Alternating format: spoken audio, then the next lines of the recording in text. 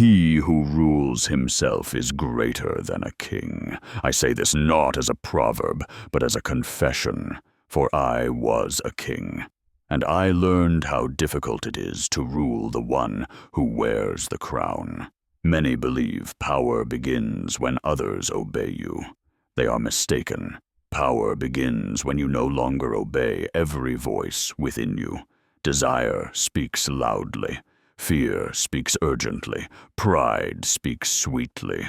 And if you listen to them all, you will be ruled, even while seated on a throne. In my youth, I was given authority early. Men bowed before me. Nations watched me. Judgments rested on my words. Yet the greatest battles were not fought at the gates of Jerusalem. They were fought in silence, within my own heart. Let me tell you a story. 2 women once stood before me, each claiming to be the mother of the same child. Their words were fierce, their accusations sharp. The court waited. One cried for justice, the other cried for victory. I did not answer quickly, for a ruler who speaks too fast reveals fear. I listened not only to their voices, but to what lay beneath them. Then I gave an order that shocked all who heard it. And in that moment, truth revealed itself. Wisdom was not in the sword. It was in restraint. Had I spoken from impulse, an innocent life would have been lost. Self-control saved a life before power ever moved a hand. He who cannot delay his reaction cannot be trusted with authority. Many men lose themselves long before they lose their kingdom. They are conquered by appetite, by anger, by the need to be seen. Such men may rule cities, but they are slaves in private. I have worn robes of honor. I have walked halls of gold, and I tell you plainly, it is easier to command armies than to command desire. Desire promises rest, but delivers restlessness. Each time you obey it, your strength diminishes. A man who cannot say no to himself will always say yes to weakness. Discipline is not cruelty. It is clarity. A city without walls is open to every invader. So is a man without restraint. The disciplined man builds walls quietly. Routine, silence, delay. These preserve power long after strength fades. Success does not destroy men. Lack of self-rule does. When power increases, discipline must increase with it. Otherwise, the weight will crush you. A king is tested not in war, but in peace. This reveals what war conceals. I learned to govern my days, to rise early before pleasure awakened, to speak little when emotion demanded expression, to wait when impatience urged action. These small acts preserved my rule more than armies ever did. He who rules himself does not need to dominate others. His presence carries weight. His silence commands respect. Crowns are given. Authority is granted. But self-rule is chosen, and the man who chooses it is greater than a king who does not. I have spoken. Rule yourself, or something else will. Understand this. Self-rule is not achieved once. It is renewed each day. Even wisdom grows dull when discipline is neglected. I have seen men begin well and end poorly, not because they lacked knowledge, but because they grew careless with themselves. They relaxed their guard. They excused small weaknesses. They delayed correction. And what is ignored in private eventually rules in public. Do not deceive yourself. The fall of a man is always prepared quietly. I learned this through observation and through regret, for wisdom does not make a man immune to desire. It only reveals it more clearly. The wise man sees temptation coming. The foolish man only notices it after it has already entered his house. Therefore, do not ask only for insight. Ask for strength to obey it. Knowledge without discipline is a burden. It shows you the right path while you walk another. Better a simple man with restraint than a learned man ruled by appetite. Many seek elevation. Few accept limitation. Yet limitation is the gate of mastery. I placed boundaries upon my days, not because I was weak, but because I understood human nature. Too much ease softens judgment. Too much comfort dulls vigilance. Rest has its time. Pleasure has its place, but excess corrupts them both. I watched the seasons carefully.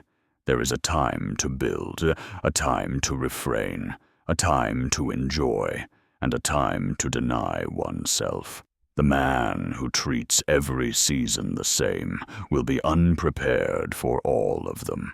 Do not live as if every day is a feast. The soul grows sick on constant indulgence. Hunger sharpens appreciation. Restraint renews desire. Even joy must be governed. I tell you another truth. A man who cannot sit alone in silence will never rule himself. Noise hides weakness. Silence reveals it. I often withdrew from voices, from counsel, from praise, not to escape responsibility, but to examine myself. Ask yourself in quiet moments, what do I obey without question? What angers me too quickly? What pleasures have grown necessary? These answers reveal your rulers. Remove one unnecessary indulgence, and you will feel resistance. That resistance is the beginning of freedom. Do not fear it. Endure it. Freedom always begins as discomfort. I have seen slaves who were free within, and kings who were bound by habit. Chains of iron are visible, chains of desire are praised, but both restrict movement. If you wish to be strong, practice saying no, not loudly, not proudly, quietly, consistently. Say no to excess speech, no to needless reaction, so to immediate gratification. Each refusal strengthens command. Each delay trains the will. And slowly the soul learns who leads. This is how inner kingdoms are established. Do not wait for crisis to build discipline. Crisis exposes what already exists. Build now, in ordinary days, in unnoticed routines, for when pressure arrives, you will not rise to your ideals.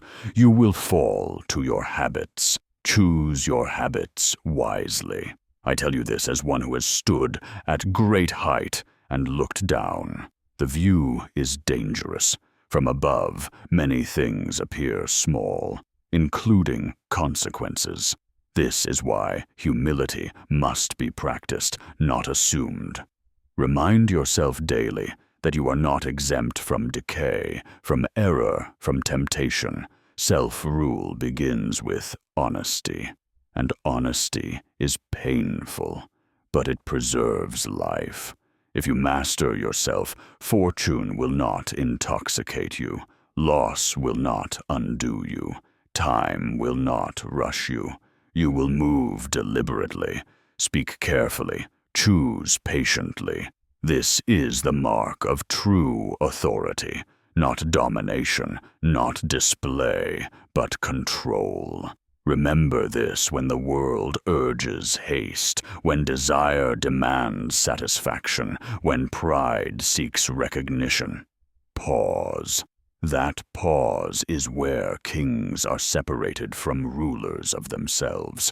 He who rules himself is greater than a king, because his kingdom cannot be taken.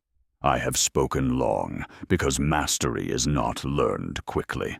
Carry these words slowly. Practice them privately, return to them often, and when no one is watching, rule yourself well, for that is where all lasting power begins. There is a danger that few speak of. It is the danger of familiarity. When discipline becomes routine, the mind begins to wander. What was once chosen deliberately is performed automatically, and what is automatic is often unguarded. This is how even wise men fall, not through rebellion, but through neglect. I tell you this because I have lived it. At the height of my peace, when borders were secure and enemies silent, my vigilance weakened. Comfort whispered that effort was no longer required. That whisper is never innocent. The soul grows lazy when it forgets why order was built. Therefore, renew your discipline as if you are beginning again. Do not rely on yesterday's restraint. It does not protect today. Each morning, ask yourself, who will rule today? Your habits, your emotions, your appetites, or your will?